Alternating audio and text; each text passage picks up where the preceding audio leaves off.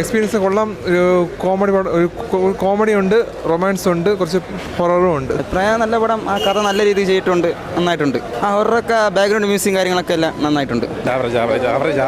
കൊള്ളാം, നല്ല പടം. എടുത്തു പറയാനായിട്ട് നല്ല പടം, കാണാൻ നന്നായിരിക്കണേ, ബോറൊന്നുമില്ല, നന്നായിരിക്കണേ. പടം ആവറേജ്, അത്രേ ഉള്ളൂ, വേറെ വലിയ സംഭവമൊന്നുമില്ല. കുഴപ്പമില്ല, നമ്മുടെ നാട്ടിലെ കഥ തന്നെ. കൊള്ളാം, നല്ല സിനിമയുടെ ഒക്കെ ക്വാളിറ്റി ഒക്കെ കളഞ്ഞു. ഓപ്പണായിട്ട് പറഞ്ഞു കഴിഞ്ഞാൽ ഒരു സീരിയൽ ലെവൽ സാധനം. മിസ്പ്ലേസ് ആയിട്ടുള്ള കാസ്റ്റിങ്. പിന്നെ അവർ ഒരു കാര്യം മനസ്സിലാക്കേണ്ടതെന്ന് പറഞ്ഞാൽ പ്രേക്ഷകർ മണ്ടരൊന്നുമല്ല, വെറും വണ്ടി നമ്പർ മാറ്റി. സുമതി വളവെന്ന് പറയുന്നത് തിരുവനന്തപുരത്ത് മൈലമൂടിലുള്ള സ്ഥലമാണെന്ന് ഇവിടെയുള്ള ആൾക്കാർക്ക് അറിയാം. അപ്പോൾ അത് എറണാകുളത്തേക്ക് മാറ്റിയ കാര്യം ഞങ്ങൾ ഈ സിനിമയിലൂടെ അറിയിച്ചതിന് വളരെ നന്ദിയുണ്ട്. കാരണം ഇതിലുള്ള അഭിനയിച്ചവരെല്ലാം എറണാകുളം ഭാഷയാണ് സംസാരിക്കുന്നത്.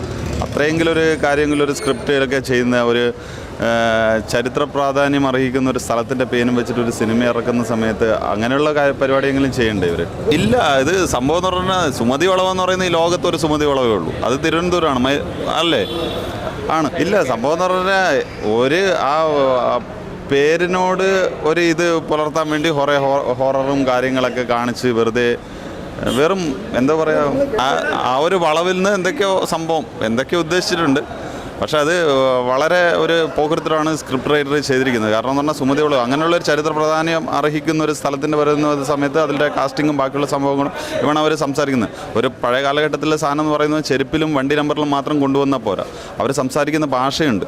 അത് എറണാകുളത്താണ്. അപ്പോൾ അഭിലാഷ് പിള്ളയോട് പറയാനുള്ള സാധനം എന്ന് പറഞ്ഞാൽ സുമതി വളവ് ഇവിടുന്ന് എറണാകുളത്തേക്ക് മാറ്റിയതിന് വളരെ നന്ദിയുണ്ട്. കാരണം ഇപ്പോഴും പലർക്കും അതിനെക്കുറിച്ചിട്ട് എറണാകുളത്ത് എവിടെയാണെന്നും കൂടെ ഒന്നും ഇതിൻ്റെ അവസാനം പറഞ്ഞു തന്നിരുന്നെങ്കിൽ കൊള്ളായിരുന്നു. കോമഡി അത്യാവശ്യം 2-3 സ്ഥലങ്ങളിൽ ശരിയൊക്കെ ഉണ്ടായിരുന്നു.